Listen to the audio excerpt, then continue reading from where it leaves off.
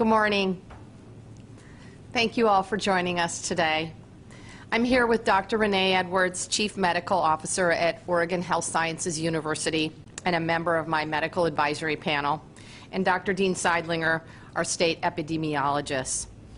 It's been 100 days since I announced Oregon's Stay Home, Save Lives order to reduce the spread of COVID-19 infections.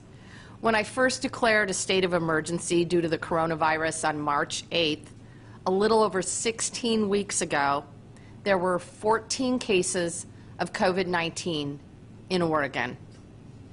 Today, there are over 8,600 cases, with more than a quarter of those cases identified in a 2-week period in June.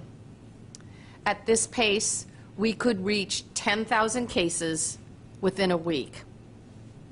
Less than 6 weeks have passed since the first Oregon counties began their gradual reopening process. And today, Oregon, you have a choice that only you can make. What happens next is up to you. It's up to each of us. Do we wear face coverings, keep a physical distance, and avoid large gatherings? Do we protect ourselves, our families, our grandparents? Or do we pretend that this virus isn't hiding and lurking among us? Do we pretend that we're somehow immune because we have not gotten sick so far? Do we pretend that it's no longer an invisible killer? There is absolutely no question. Oregon has been a leader so far in fighting this pandemic. In the months since we've discovered Oregon's first cases of COVID-19, we've shored up our supplies of personal protective equipment and hired contact tracers. And despite the failures of the federal government to supply Oregon with an equitable amount of testing materials, we have expanded our statewide testing capabilities. We've also made tremendous sacrifices. Graduation ceremonies canceled, weddings postponed, business shuttered, jobs lost. By staying home to save lives this spring, Oregonians prevented 1,500 hospitalizations and over 70,000 COVID-19 infections. We have one of the lowest COVID-19 mortality rates in the country. And now we find ourselves at a new crossroads. The choices each of us make will decide whether we reduce the spread of the virus and find a way to keep our businesses open, or whether we let down our defenses and allow the virus to take hold. An uncontrolled spike in cases will threaten to overwhelm our hospital capacity and force us to close down businesses again. We have a chance now, as we approach the 4th of July holiday weekend, a chance to protect ourselves and each other. In states like Texas, Florida, and Arizona, the disease spread and hospital emergency rooms are now flooded with coronavirus cases. And now they're closing businesses down again. What happens next is up to all of us. I've asked Dr. Edwards from OHSU to join us today to help explain why it's so important to wear a face covering, a mask, a bandana, or hand-sewn fabric to cover your nose and mouth while you're in public. But before she does, I want to say a few things about our statewide face covering requirement. The requirement has been in effect in 7 counties, and it goes into effect statewide today. Oregon isn't alone in having a requirement to cover your face when in public indoor spaces. Nearly 20 states have implemented these rules. States like Michigan, California, Washington, Nevada, North Carolina, New York, and New Hampshire. Oh, and Kansas has a face covering requirement too. The list goes on. Oregon's face covering requirement generally applies to all indoor places where the public may go. This means grocery stores, pharmacies, and shops. It means lobbies, elevators, and restrooms. It means gyms, restaurants, and churches. Anytime you might be in an indoor area with the general public, you should put on a face covering. There are, of course, some exceptions to the rules. The mandate does not extend to children 12 and under, though I am still encouraging parents to help their kids ages 2 and up wear a face covering in public to the extent that it's possible. The mandate also allows for accommodations for those who may have a medical condition that makes wearing a face covering difficult or dangerous for their health. Another exception is while you're eating or drinking in a restaurant, for example. And finally, if physical exertion makes it difficult to wear a face covering while exercising, you may remove it as long as you can maintain a distance of 6 feet from others. This is both an individual mandate and a requirement upon businesses and the owners of public indoor spaces. This is enforceable by law at both a business and an individual level. As with all orders I have issued to keep people safe and save Oregon lives, violation of the order can carry a Class C misdemeanor as a penalty. However, as with all of my orders, I do not want the local police issuing tickets. Instead, I'm calling upon our businesses to step up and help ensure that the public and their employees are protected. My agencies are working to set best practices for businesses to operate with this new requirement, and it's incumbent upon all of us to adopt this requirement. If covered businesses ignore the rule, then OSHA and other state agencies are ready, following up on complaints, and with using all the tools available to ensure enforcement. I'm very serious about this. I'm also willing to bet that Oregonians will want to frequent businesses where they feel safe. Wearing a face covering is a simple, common sense way to protect yourself and others. What an easy way to save a life. At the end of the day, the number of cases we see will be a reflection of our collective efforts as Oregonians. And my sincere hope is that these steps can prevent shutting down our businesses again. In addition to the statewide face covering requirement, today we're also launching a new public education and advertising campaign. Oregon-based ad agency Wyden & Kennedy donated their time to make this possible. Thank you. Their new ad campaign will help educate Oregonians, especially younger Oregonians, about the importance of covering your nose and mouth when out in public.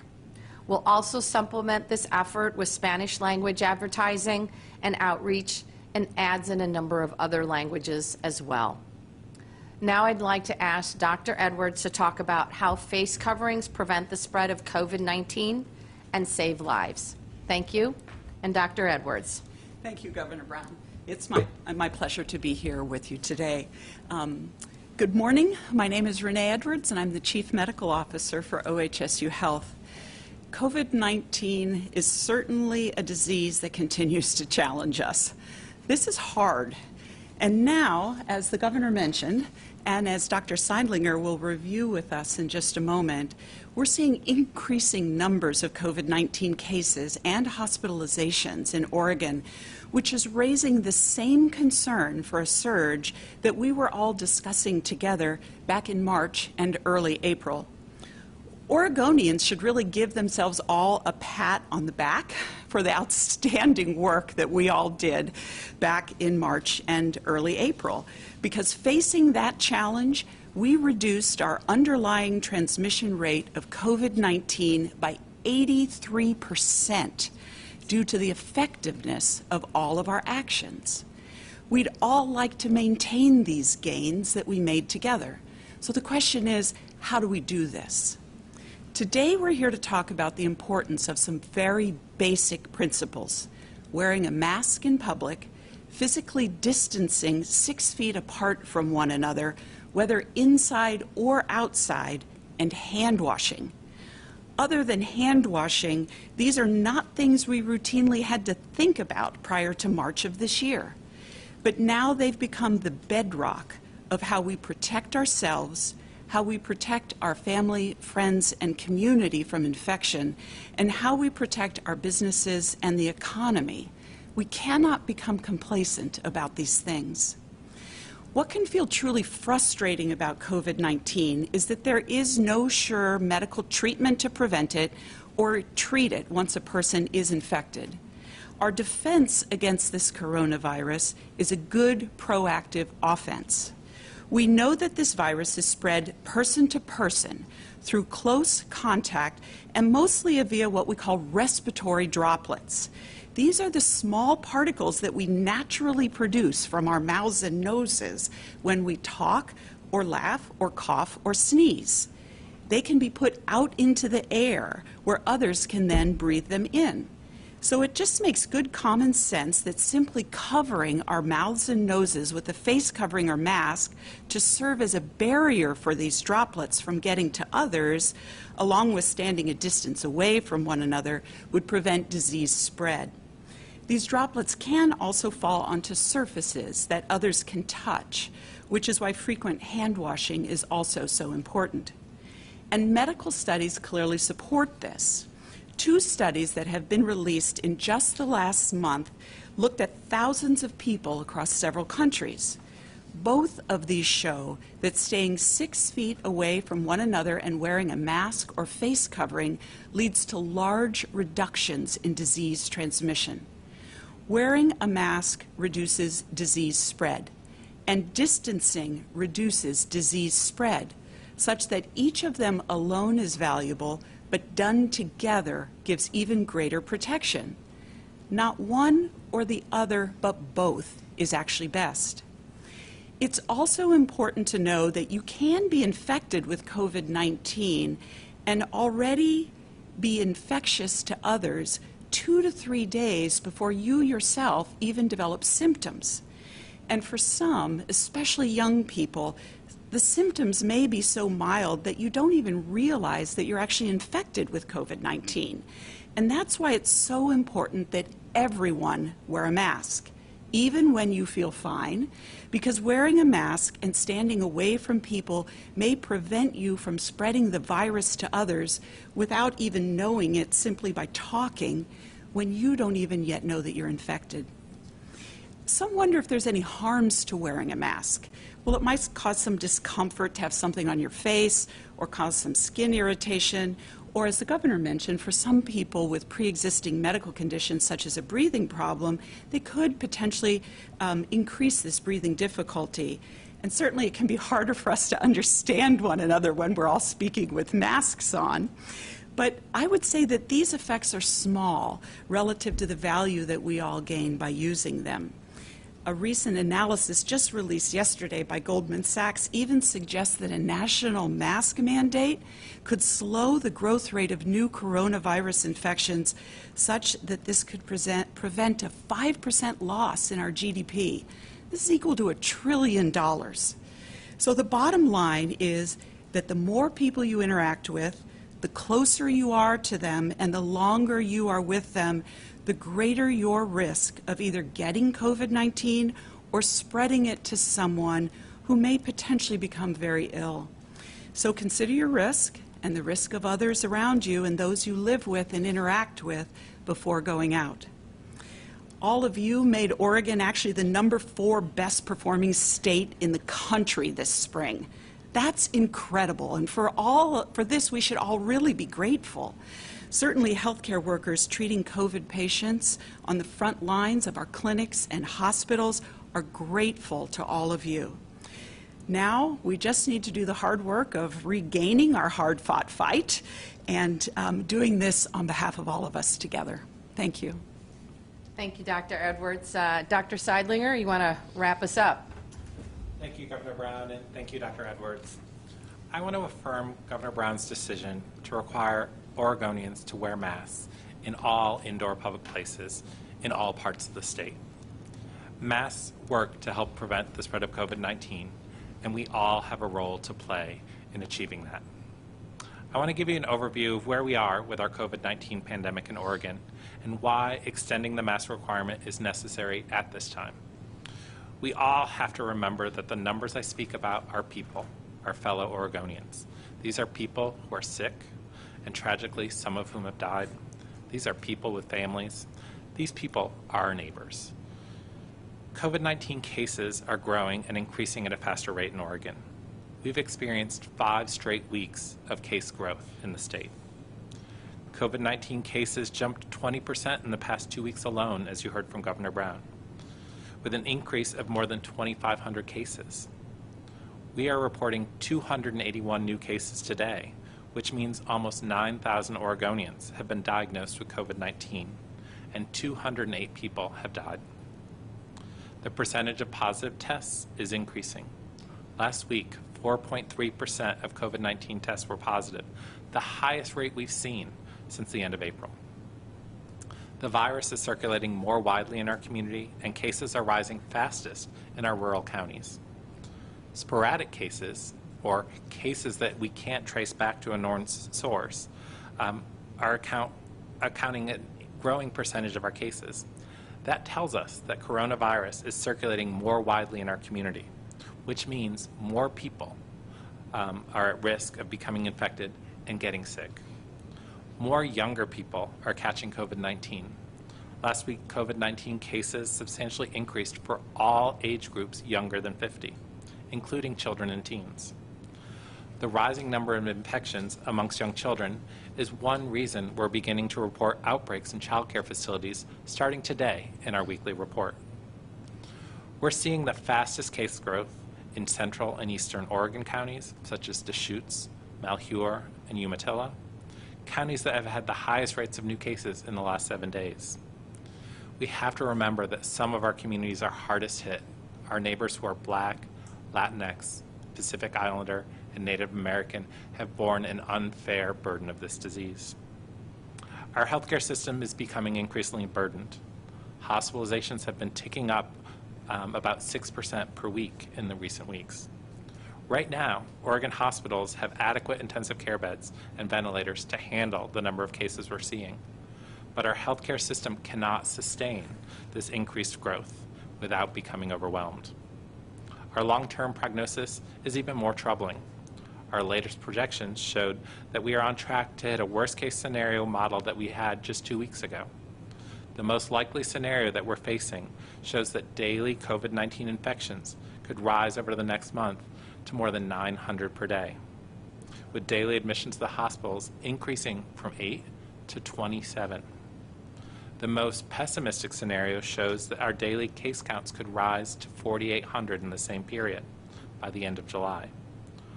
Only a portion of those individuals may test positive, and many people will not have symptoms, or they'll have mild symptoms, but they'll still be in our community and able to spread the disease.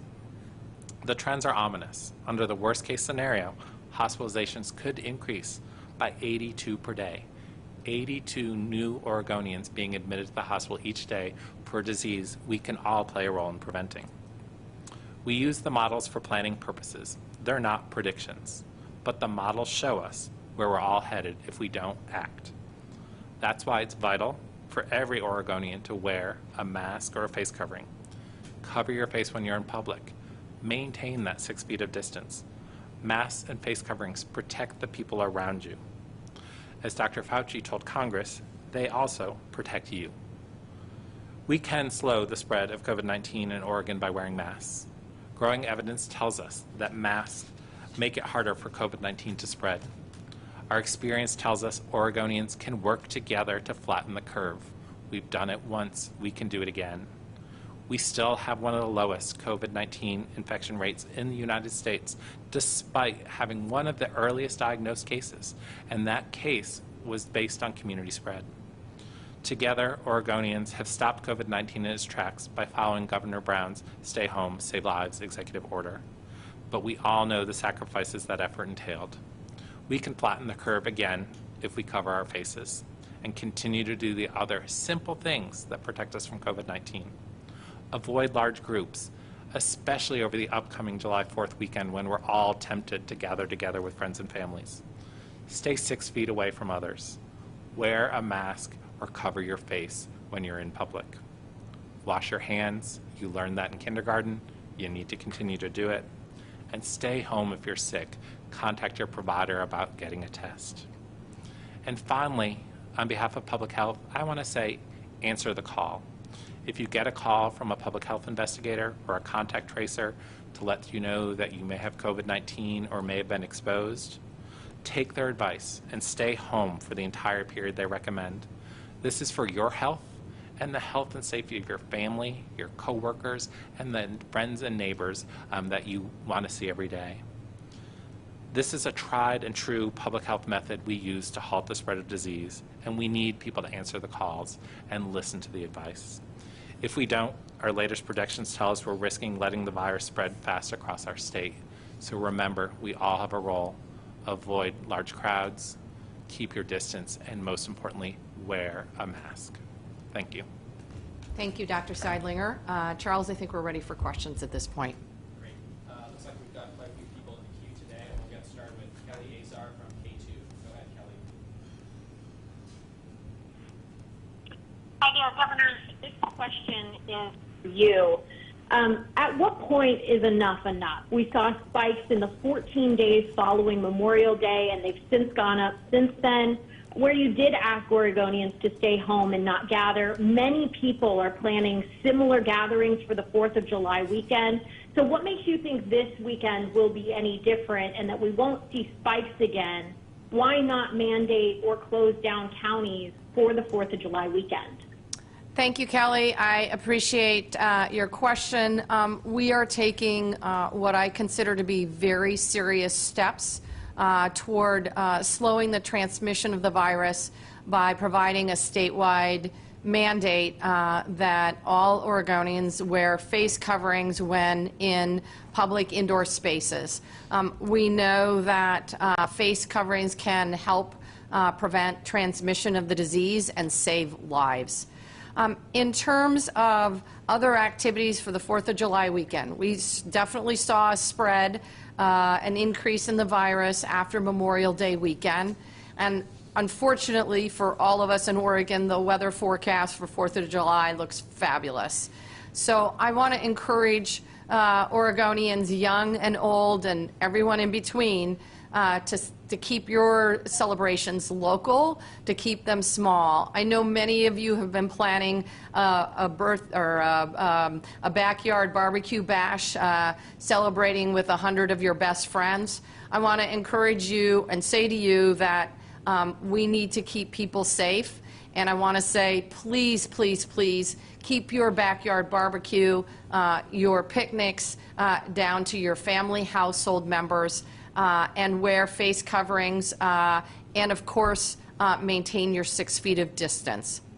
At this point in time, Kelly, we're obviously watching a number of metrics, not one particular metric, but a number of interrelated factors, including the rising increase in positivity, looking at hospital bed capacity, and the amount of community spread. Those will all be taken into consideration as we move forward. Should cases continue to rise, should our hospital bed capacity become thin, then we will need to take more drastic actions. I'm hoping that Oregonians will move forward with face coverings and we can begin immediately slowing the transmission of the virus. And if you'll allow me, I do have just one other question. You're asking businesses to enforce the mask rule, and that puts them, many of them have said, in a very exposed position for lawsuits, especially if people refuse or claim or do have medical conditions. How can you put that on businesses who are already in a very vulnerable spot because of COVID-19? Well, I certainly appreciate that question, and we are working with the business community. We're working with state agencies on education and information before we move to enforcement. but I am asking all of us to take this face covering requirement very, very seriously. It's up to each and every one of us to protect ourselves and to protect other people, particularly our vulnerable community members. I am hoping, we know that this requirement is being imposed in over 20 states across the country. Businesses have a number of regulatory requirements that they need to comply with, and it's my expectation that they comply with this to protect not only their employees, but their customers. And I know that Oregonians will literally vote with their feet. They will go to businesses that are taking extra efforts to ensure that their customers and their clients are safe and protected from COVID-19. Thanks, Kelly. Thank you. Next up, we've got Lisa Balick from Moines. Go ahead, Lisa. Good morning. Question for the governor to follow up, actually. Governor, what should a business owner do when they're forced to confront someone who refuses to wear a mask? So I think those are really good questions, Lisa, about what the business owner response should be.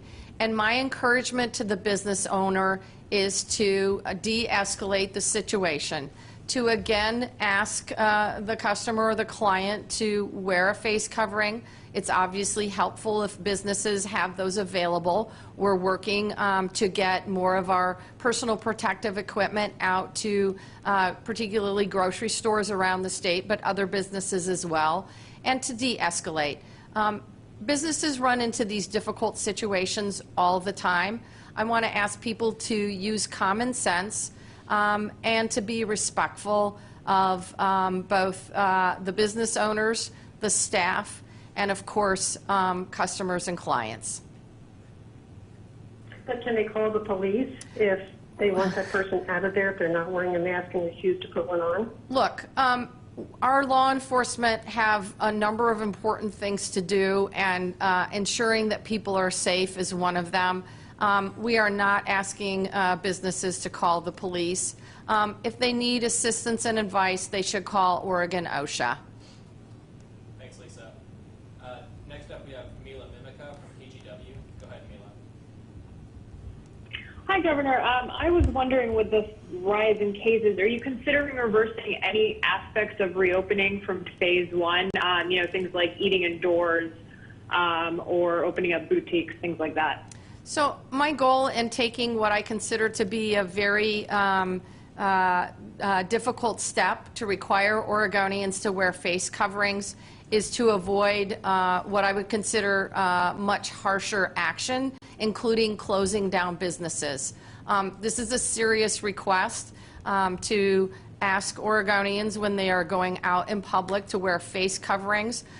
It's going to require a culture change, and it's going to require a collective effort. We are all going to have to participate in this.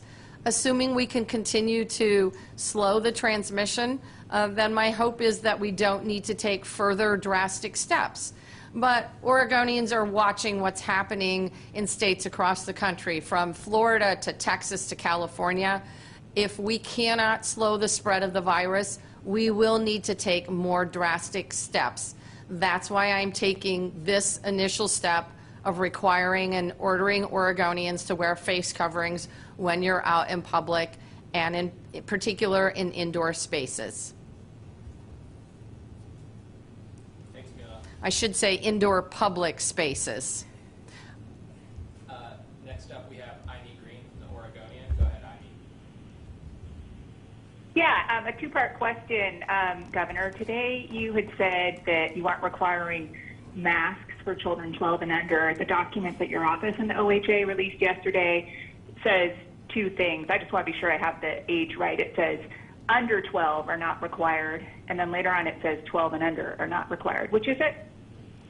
I'm going to let Dr. Seidlinger answer that very difficult question. Thank you, Amy, for pointing that out. I think children under 12 are not required to wear masks. We know that children from 2 up to 12, with the assistance of a parent, can wear a mask safely, but it's not required for them to do so. Children under 2 should never wear a mask. I would just add 11 that and under. under 12. Up until they turn 12, correct. And I just want, 11 and not required. I just want to add as well, we really encourage, and I know a lot of parents are encouraging their children that are older than 2 to wear face coverings. It's obviously recommended, and if parents can make that happen, that's great. I know folks have been incredibly creative in terms of the types of face coverings they're making and creating for children and young people to wear. Okay. So the second part of my question, you may have read, one of my colleagues in the Oregonian wrote today that coronavirus cases have increased by 5-fold among children under 10 during the month of June in Oregon. You may have also seen that the CDC and the American Academy of Pediatrics both say that children under 2 should not wear masks, but that children over 2 can safely wear masks. Why not follow that guidance that children 2 and older can wear masks? And why not require that, given the increasing rates of children being infected? Thank you, Amy. I'm going to turn that one over to Dr. Seidlinger again. Thank you, Governor. I think we encourage, all Oregonians who can wear a mask to wear a mask. So children over 2, and even those children from 2 to 12, if a parent can work with them to safely wear a mask, we would recommend that.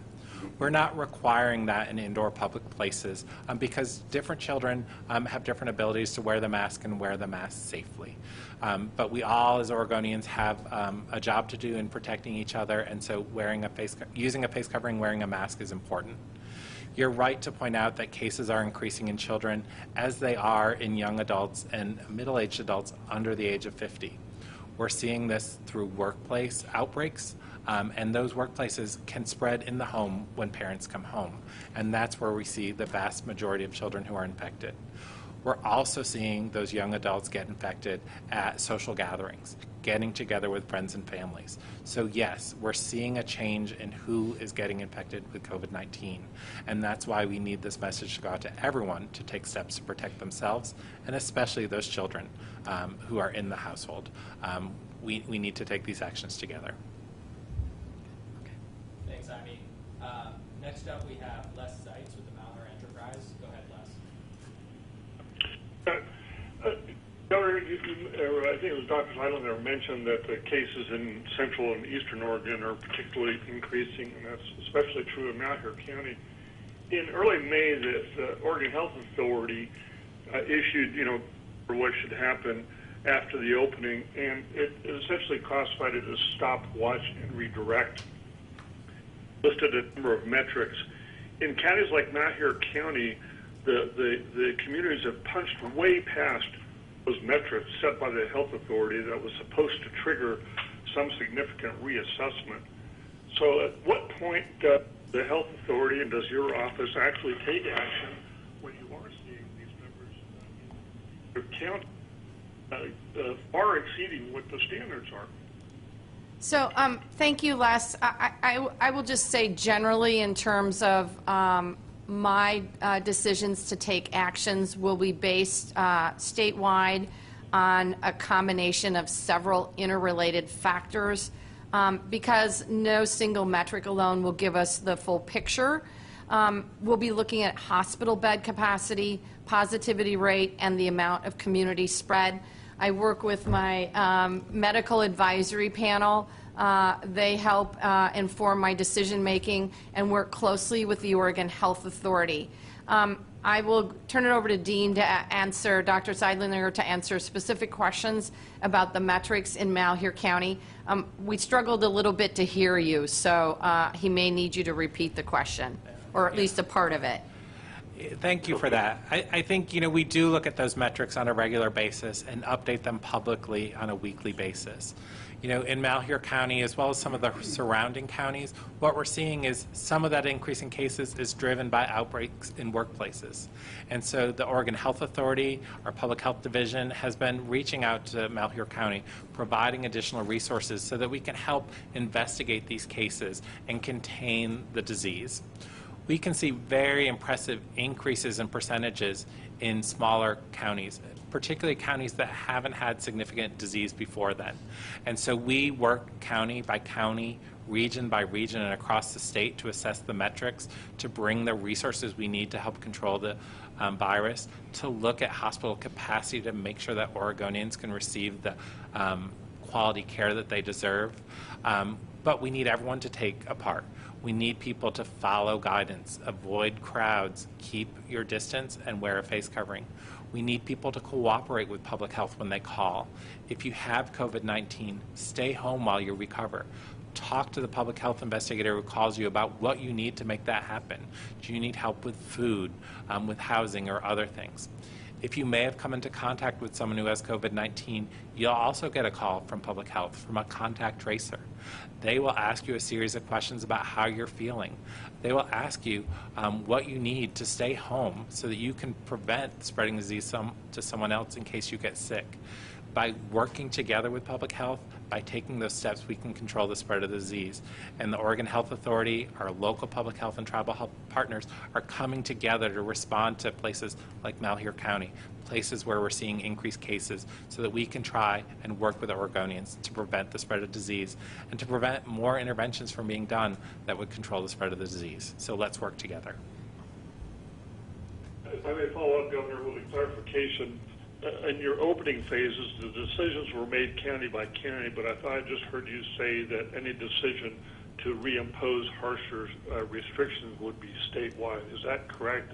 That any move to reduce accessibility, as it were, would be made statewide and not on a county basis? I think, Les, I was focused on on a statewide basis. There's no single metric that I will look to, but looking at a number of interrelated factors in terms of shutting down. In terms of closing down a particular county or region, I think it just depends on what we're seeing on the ground. As you know, I don't know that Oregon was the first, but we did sort of brave a path forward in terms of opening county by county and region by region.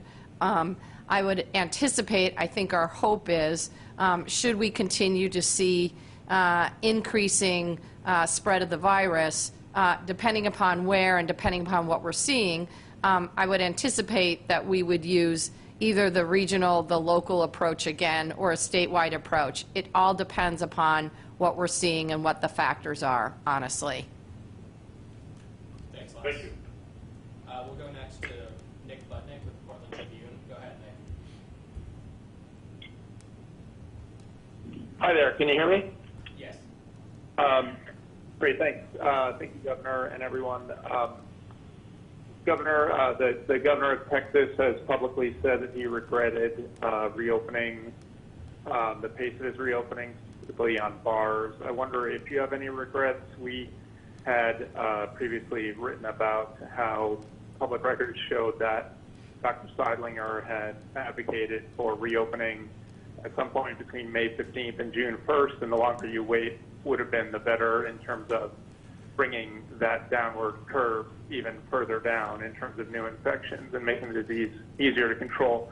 Do you regret not waiting longer before reopening? No. Here's what I do regret. I know, we all know now that this virus has impacted our communities of color substantially, disproportionately than the Caucasian, than the white population. And I regret that we didn't see that at the outset and spend more of our time, our energy, and our resources focused on meeting the needs of our African American and Black communities, our Latinx communities, and our Native American and Pacific Islander communities. Thank you. And a quick question on health-related issue, not directly or not on coronavirus, but if I may, Mayor Wheeler and Councilor Daly have pulled their support on the Rose Quarter project. Are you having second thoughts about that project? Where does that stand in your plans? Thanks. And Nick, I want to go back to your COVID-19 question again. We knew when we began the gradual reopening process that we would see increases of the virus. I think we didn't know what the level would be. Our modeling didn't take us that far out. And that's why I think it's so important right now that everyone in Oregon, as they go out in public and go into public indoor spaces, wear the face coverings. The science is really clear right now, and folks need to get on board with this collective effort. In terms of the Rose Quarter, you know, I think we all we need to take a look at all of these transportation projects in light of the economic disruption that we're seeing statewide and frankly nationally. That said, we're not going to proceed with this particular project, with the Rose Quarter project, without community support and engagement from the Black and African American community. It's my hope that this particular project can be part of righting historic wrongs, and I'm committed to bringing people back to the table for that discussion. Thanks, Nick. Thank you. Thank you. Next up, we have Gary Warner from EO Media. Go ahead, Gary. Sorry, I had to get the mute button off that. I'm sure you saw the press conference outside yesterday with Governor Inslee in Washington when he was in the Tri-City area. There are certain people who see this as a political issue. There are certain people who are just not going to listen to the message that you have. I think it's coming from you or people that they perceive as being on the liberal side on this. What are you doing to diversify the people who are putting the message out?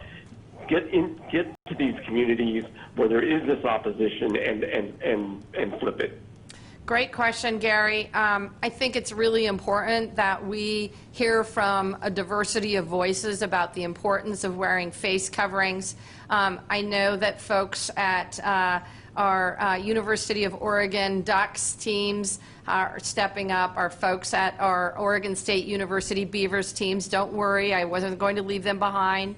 And that our Timbers and Thorns have stepped up to help relay the message. I was on a call Monday morning with public health officials from all across the state. I know they're going to use their voices and their expertise. And then we're going to continue to turn to our experts, our medical health professionals. These folks are clearly, truly on the front lines of this pandemic. I remember a situation in Central Oregon earlier on in this crisis when someone had a barrel racing event on private property in violation of my order. In talking to the doctors and the nurses at St. Charles, they were personally, they felt personally attacked by those actions. And it's so important if we want to preserve our fabulous doctors and nurses and their ability to provide services to Oregonians that we keep our virus numbers down by wearing face coverings. Dr. Edwards, you want to add anything? I will. Thank you, Governor. I'd like everyone to know that one of the wonderful opportunities, actually, that COVID-19 has presented has really been improving the communications and the working relationships of all of the hospitals and healthcare systems across Oregon.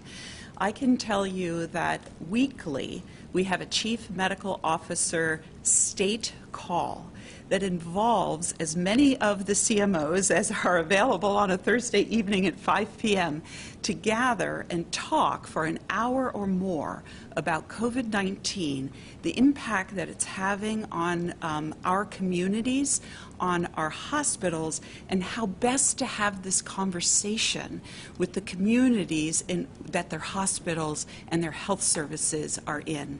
We've actually spent the last 2 weeks talking about this specific subject, which is for all of the different types of people in our communities. How do we best get out the public health message that wearing a mask, physically distancing, and hand washing is how we prevent the spread of this disease? The medical evidence supports that. So in answer to your question, I can specifically let you know that all of the CMOs are asking the question, who are the best people in our communities to get this message out so that it's not being perceived as coming from one group or another, but rather from the members of the community themselves. I'll just add one more. We're also working with faith leaders. I know that faith leaders across the entire state of Oregon are working hard and using creative and innovative techniques to protect their members, including wearing face coverings. And so just want to appreciate their leadership and efforts to help ensure that folks across the state are being safe. Thanks, Gary. We have time for just a few more questions. We're going to go next to Brad Schmidt with the Oregonian. Go ahead, Brad. Governor, I'll go to when specifically, if ever, did OHA recommend to you that masks should be a statewide requirement? Brad, I think your question is when did they recommend that it be a statewide requirement? I don't specifically have a memory of that. Maybe Dr. Seidlinger said something, I don't remember that. No, thank you, Governor. Thank you, Brad. I think, wearing a face covering, some of the other actions we've talked about, keeping a physical distance away from people, avoiding crowds, are topics we talk about at all of our gatherings about ways to spread the disease. As the disease, became more prevalent, that certainly became one of the tools we talked about, not on a specific date or at a specific time, but as a response that we could all do together to this virus and the continued spread in Oregon. Okay. The second part of the question is, you said that you'll look at a variety of metrics and making a determination if we need to slow or stop some of the reopenings that have happened.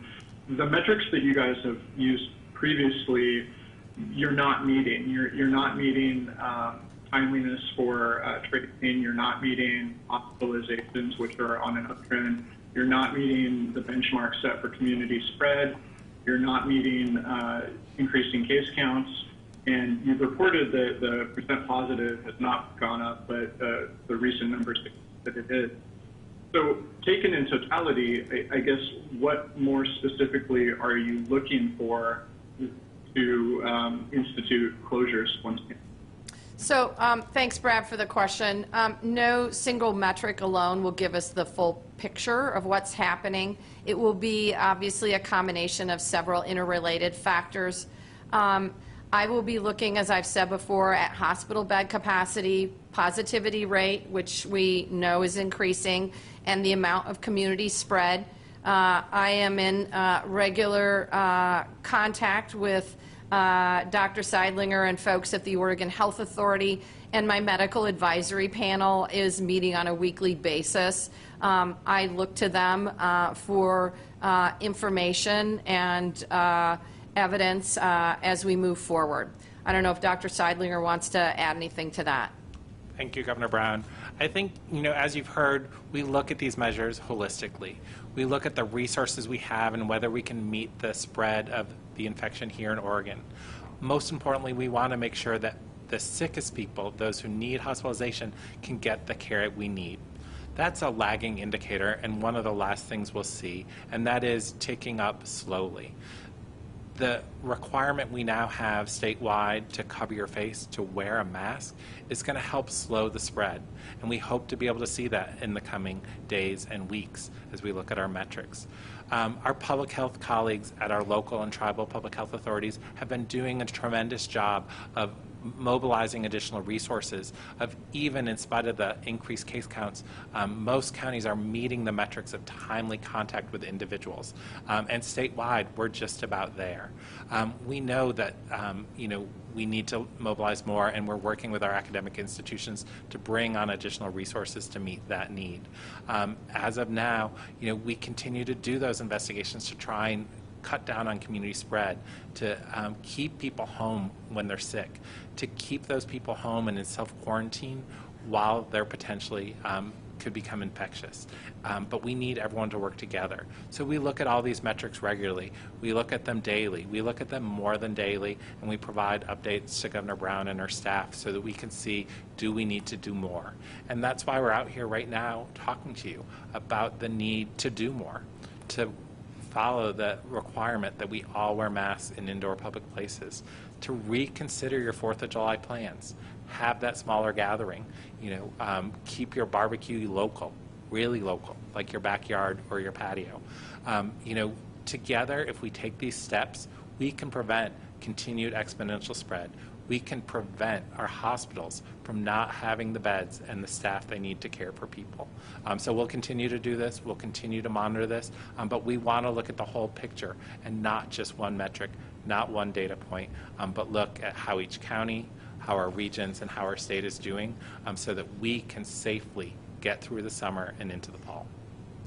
Thanks, Brad. Hang on just a minute. Do you want To the point that Dr. Seindlinger is making about following a multitude of metrics, I think it's also important to remember something that we have been talking about for a little while, but it's easy to forget in all the months of COVID-19, is that it actually takes 2 to 3 weeks from the time that an intervention is put in place until we see the effect of that intervention. I think that we would all like to take these measures step by step and understand what impact putting something in place now may have on what we then look like in 2 or 3 weeks. We know, looking at statistics over the past several weeks, that mask use and physical distancing is decreasing among Oregonians. And this is probably a little bit a component of what's gotten us to where we are today, based upon our behavior over the last few weeks. So seeing this trend, if we can call this out and recognize that now is the time to put on the masks and the facial coverings, now is the time to get back to the physical distancing and keep going with the hand washing, that might be, we'll see, but that might be an important intervention to get us where we need to be 2 to 3 weeks from now, such that we don't need more severe interventions. But we can only know by making these things step by step. Thanks, Brad. We have time for just 2 more questions. This one comes to us from Tim Gordon from KGW. Tim asks, if it comes to enforcement, what does that look like? Also, what's your concern and what's the proper focus to work with the homeless community? In terms of enforcement, again, we're working collaboratively with the business community to make sure they have the tools and resources they need to comply.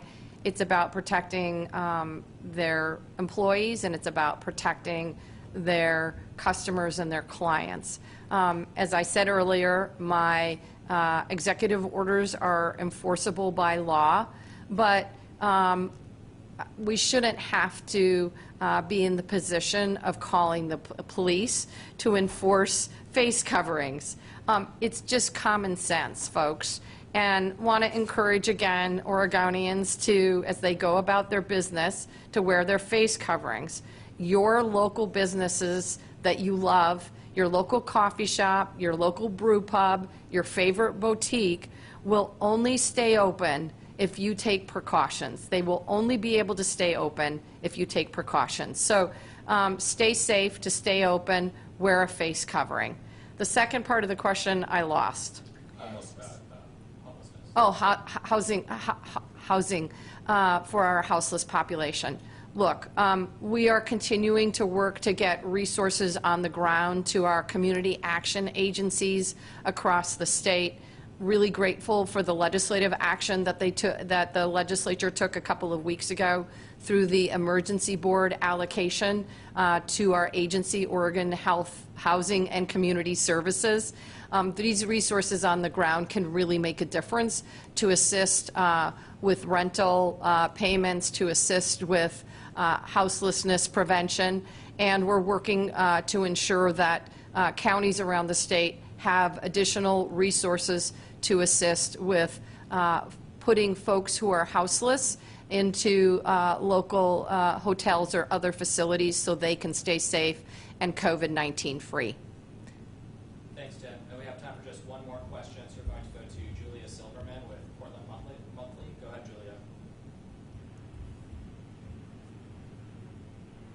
are you there? Sorry. No, I'm here. Sorry about that. Governor, I'd like to ask about how this week's information about outbreaks in child care centers might inform your thinking about schools reopening in the fall. Thank you. Thank you. I am obviously sending the alarm with the statewide face covering mandate. We are letting Oregonians know if we can't slow the transmission of the virus, we will need to shut down businesses. I'm obviously concerned with school right around the corner. In terms of the outbreak at the child care facility in Lake Oswego, I think it's critically important, and I have directed OHA to make sure that they are not violating any patient privacy laws. There's obviously strong interest to notify the public quickly about these outbreaks. Both OHA and the Early Learning Division are updating their protocols to report these outbreaks. But the harsh reality is we have to stem the transmission of the virus. The best way to do this is through wearing face coverings when you go out in public and when you are in public buildings. Your actions will determine whether our businesses across the state can stay open, and your actions will determine, frankly, whether we can open schools in the fall. Thanks, everyone. That's all the time we have for questions today. Thank you. Thank you. Thank you.